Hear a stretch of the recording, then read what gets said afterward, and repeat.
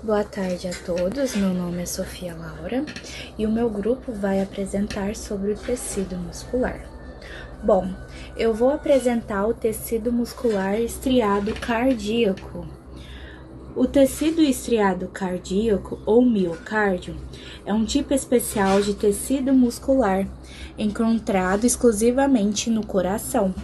Ele é responsável pela capacidade rítmica e involuntária de contração do coração, bombeando sangue para todo o corpo. Sua estrutura e função são únicas e altamente especializadas. Bom, vou falar um pouquinho sobre as características morfológicas. O tecido estriado cardíaco, ele compartilha algumas semelhanças com o músculo esquelético, como a presença de estriações transversais, que são faixas claras e escuras visíveis ao microscópio. Essas estriações são resultados da organização regular dos filamentos de actina e miosina, as proteínas contráteis.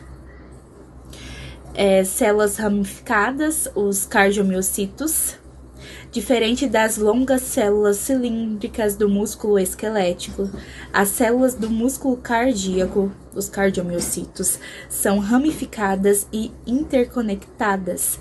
Essa ramificação permite que as células formem uma rede tridimensional complexa, facilitando a propagação rápida do estímulo elétrico. 1 ou 2 núcleos centrais. Cada cardiomiocito geralmente possui 1 ou 2 núcleos, localizados centralmente na célula. Discos intercalares. É uma das características mais marcantes do tecido cardíaco, são os discos. Essa estrutura complexa são junções especializadas entre o cardiomiocito vizinho e consiste em desmossomos, promove adesão mecânica entre as células, impedindo que se separem durante a contração. Temos a junção comunicantes. Elas permitem a passagem de íons e pequenas moléculas entre as células, garantindo que o potencial da ação se propague de forma eficiente e sincronizada por todo o miocárdio. Isso é crucial para que o coração se contraia como uma unidade funcional. Bom, mitocôndrias. Os cardiomiocitos são metabolicamente muito ativos e precisam de um suprimento constante de energia. Por isso são ricos em mitocôndrias, as usinas de energias das células que produzem ATP através da respiração celular. O retículo sarcoplasmático.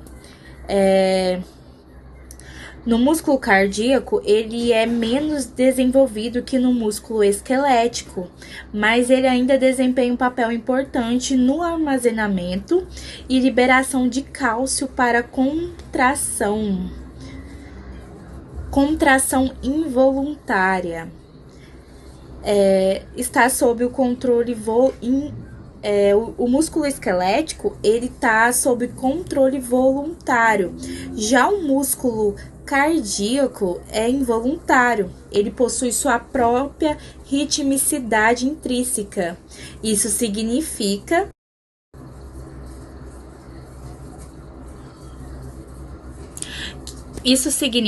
que ele pode gerar seus próprios impulsos elétricos. Capacidade de regeneração. Bom, o tecido estriado cardíaco, ele possui uma capacidade de regeneração muito limitada. Em caso de lesão, como um infarto do miocárdio, os cardiomiocitos danificados são geralmente substituídos por tecido conjuntivo fibroso, cicatriz, o que pode comprometer a função cardíaca. Sua função e importância. A principal função do tecido estriado cardíaco é bombear sangue para o sistema circulatório através de suas contrações rítmicas e coordenadas. Ele garante o fornecimento de oxigênio e nutrientes, O bombeamento de sangue oxigenado e rico em nutrientes para todos os tecidos do corpo, regulação da pressão arterial, a manutenção de uma pressão arterial adequada para garantir a perfusão dos órgãos e remoção de produtos de resíduo, o transporte de dióxido de carbono e outros produtos metabólicos para os órgãos de excreção. Olá, eu me chamo Isabela, sou estudante do curso de Biomedicina da Universidade Federal do Triângulo Mineiro e hoje eu vim falar um pouco do tecido muscular estriado esquelético. Então, esse tecido, ele é um tecido que possui estriações transversais, que são faixas escuras e faixas mais claras que tem nessa célula. Ele também possui uma contração voluntária e vários núcleos periféricos. E também ele proporciona movimento e os músculos esqueléticos se contraem, é como se fosse uma alavanca para puxar esse músculo e é na onde faz haver o movimento. E também falando um pouco sobre o sistema muscular esquelético, sobre as características dele. Ele apresenta, como eu disse, estriações transversais, contração voluntária, núcleos periféricos e esse sistema de alavancas. Agora, falando um pouquinho da organização do músculo, ele é dividido em músculo, que é envoltório por uma membrana chamada epimísio e é formada por vários fascículos. Também temos o fascículo muscular, que é um grupo de fibras musculares e é envolvido por uma camada de tecido conjuntivo chamada perimísio. Também temos a fibra muscular, que ela é longa, multinucleada e com aspecto cilíndrico. Cada fibra é envolvida por uma membrana chamada endomísio. A gente também tem a miofibrilas, que são estruturas cilíndricas dentro da fibra muscular, e ela contém os filamentos responsáveis pela contração. Então, é todo um sistema, como eu disse, uma organização. Primeiro, a gente começa pelo músculo, fascículo, depois, dentro desse fascículo, há várias fibras musculares, dentro das fibras musculares, há várias miofibrilas, e dentro das miofibrilas, há vários miofibrilamentos. E dentro dessa última parte dos miofibrilamentos, há os chamados sarcômeros, que é a unidade funcional da contração. É ele que faz toda a contração acontecer, como vocês podem visualizar nessa imagem. Agora, vamos falar um pouquinho sobre as estriações que a gente tem nesse músculo. Como eu disse no começo do slide, temos estriações longitudinais e estriações transversais. Como vocês podem ver, as estriações longitudinais nessa imagem têm um alinhamento paralelo das estruturas dentro dessa fibra. São como se fossem cortes longitudinais vistos no microscópio. E aqui temos uma imagem de um aumento de 4 vezes. Temos também as estriações transversais, que são linhas mais claras e escuras que aparecem no comprimento da fibra. E também são observadas no microscópio, e aqui a gente tem uma imagem de 40 vezes aumentado.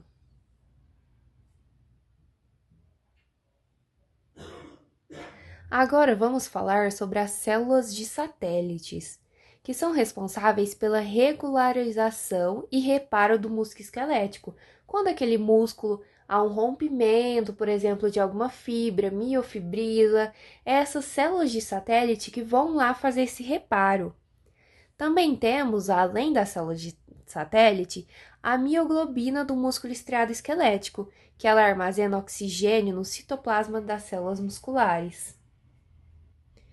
E todo esse oxigênio que essa mioglobina vai formar e secretar ali, guardar, né, esse oxigênio, vai fazer com que as mitocôndrias usem. Então, ela produz esse oxigênio, guarda ele, para as mitocôndrias usarem durante a contração muscular.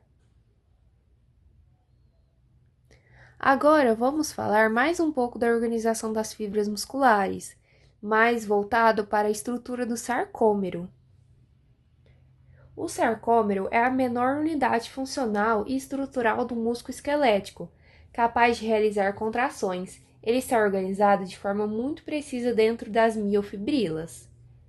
Então, falando um pouco da estrutura dele, cada miofibrila é uma cadeia de sarcômeros alinhados em sequência, dando origem às estrias camadas do músculo esquelético estriado. O sarcômero é denominado por duas linhas chamadas linhas Z, como vocês podem ver na imagem, que são estruturas densas onde os filamentos finos de actina estão ancorados. Então, como vocês podem ver, a gente tem o sarcômero na imagem e as duas linhas Z, que são faixas mais escuras. Aqui também a gente pode ver mais um pouquinho do sarcômero em si, a estrutura dele por dentro, do músculo relaxado e do músculo contraído.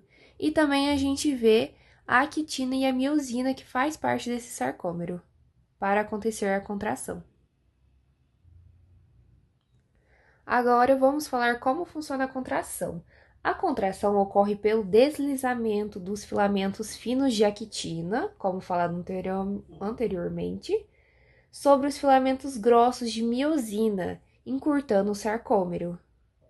E durante a contração, as linhas Z se aproximam, a banda 1 e a zona H diminuem de tamanho e a banda A permanece constante.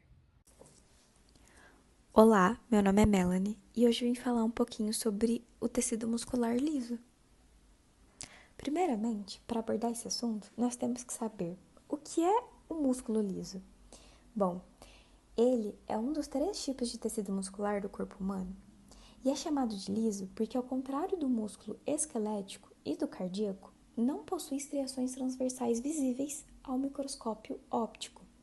Esse tipo de músculo, ele realiza movimentos involuntários, ou seja, a gente não tem controle consciente sobre ele.